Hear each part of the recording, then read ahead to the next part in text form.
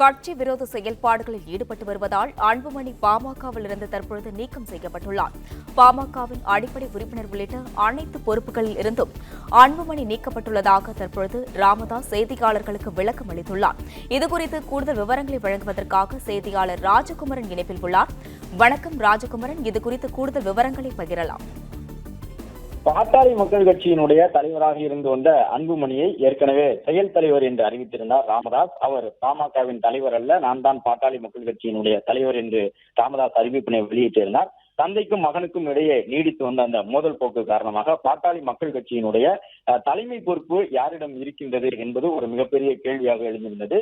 இந்த நிலையில்தான் பாமகவினுடைய அனைத்து பொறுப்புகளில் இருந்தும் அவர் வகித்து வரக்கூடிய செயல் தலைவர் மற்றும் அடிப்படை உறுப்பினர் உட்பட அனைத்து நிலைகளில் இருந்தும் அன்புமணியை நீக்குவதாக ராமதாஸ் அறிவிப்பினை வெளியிட்டிருக்கின்றார். ஏற்கனவே ஒரு ஒழுங்கு நடவடிக்கை குழு என்பதை அமைத்து அந்த ஒழுங்கு நடவடிக்கை குழுவின் மூலமாக அன்புமணி அவர்கள் ஆஜராகி விளக்கம் அளிக்க வேண்டும், பாமகவிலே முக்கிய நிர்வாகிகளை அன்புமணி மதித்து நடப்பதில்லை என்பது போன்ற குற்றச்சாட்டுகளை எல்லாம் ராமதாஸ் அடுக்காக முன்வைத்திருந்தார். அதன் பிறகும் அன்புமணி அந்த ஒழுங்கு நடவடிக்கை குழுவிடம் ஆஜராகி விளக்கம் அளிக்காத நிலையில்தான் அவர் மீது நடவடிக்கை எடுக்கப்பட்டிருப்பதாக ராமதாஸ் தற்பொழுது அறிவிப்பினை வெளியிட்டிருக்கிறார்.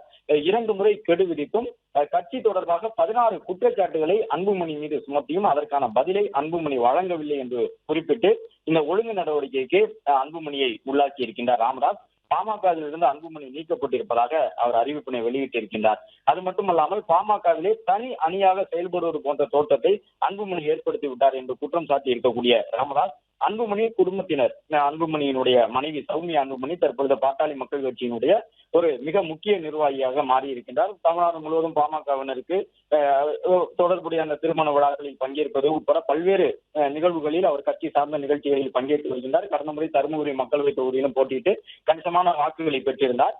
இந்த நிலையில்தான் தற்பொழுது அன்புமணியினுடைய குடும்பத்தினர் என்று ராமதாஸ் சுட்டிக்காட்டியிருப்பது சௌமியா அன்புமணியை தான் என்பது தெளிவாக புரியக்கூடிய விதமாக இந்த கருத்தை அவர் வெளியிட்டிருக்கின்றார். அதன்படி பாமகவிலே தனி அணியாக செயல்படுவது போன்ற தோற்றத்தை அன்புமணி ஏற்படுத்தி இருக்கின்றார்.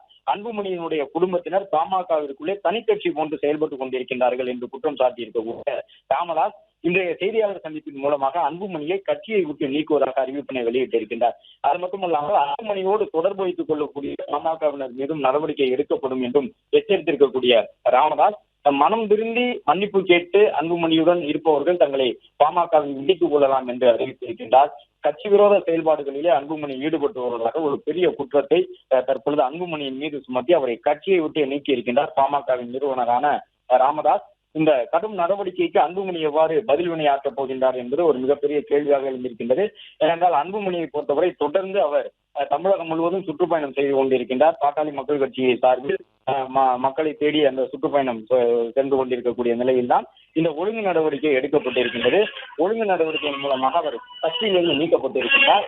தொடர்ந்து பாமகவிலே நீடித்து வரக்கூடிய இந்த மோதல் போக்கு காரணமாக தற்பொழுது கட்சி விரோத செயல்பாடுகளில் அவர் ஈடுபடுவதாக குற்றம் சாட்டியிருக்கின்றார். பாமகவின் அடிப்படை உறுப்பினர் உட்பட அனைத்து பொறுப்புகளிலும் அன்புமணியை நீக்குவதாக அறிவித்திருக்கின்றார். அன்புமணியோடு தொடர்பு வைத்துக் கொள்ளக்கூடிய பாமகவினர் மீதும் நடவடிக்கை எடுக்கப்படும் என்ற ஒரு எச்சரிக்கையினையும் ராமதாஸ் கொடுத்திருக்கின்றார். ராமதாஸ் தரப்பு நடத்திய சிறப்பு பொதுக்குழுவிலே அன்புமணியின் மீது 16 குற்றச்சாட்டுகள் முன்வைக்கப்பட்டு விளக்கம் கேட்கப்பட்டன. அந்த 16 குற்றச்சாட்டுகளுக்கும் இதுவரை எந்த விதமான பதிலும் வழங்கப்படாத நிலையில்தான் 2 முறை கெடு விதித்தும் அன்புமணி எந்த விளக்கமும் வழங்கவில்லை என்று குற்றம் சாட்டி அவரை கட்சியை விட்டு நீக்குவதாக தற்பொழுது ராமதாஸ் இந்த அறிவிப்பினை வெளியிட்டிருக்கின்றார். அது மட்டுமல்லாமல் பாட்டாளி மக்கள் கட்சியிலே தனி அணியாக செயல்படுவது போன்ற தோற்றத்தை அன்புமணி ஏற்படுத்தி விட்டார் என்றும் குற்றம் சாட்டியிருக்கின்றார் ராமதாஸ். அன்புமணி குடும்பத்தினரை பொறுத்தவரை பாமகவிற்குள்ளே தனி கட்சி போன்று செயல்பட்டுக் கொண்டிருக்கின்றார்கள் என்றும் குற்றம் சாட்டியிருக்கின்றார். கடந்த ஒரு 6 மாதங்களுக்கு முன்பாக பாட்டாளி மக்கள் கட்சியினுடைய பொதுக்குழு கூட்டம் நடைபெற்ற பொழுது அந்த பொதுக்குழுவிலே ராமதாஸுக்கும் அன்புமணிக்கும் இடையிலான மோதல் என்பது ஒரு பெரிய மோதலாக வெடித்திருந்தது.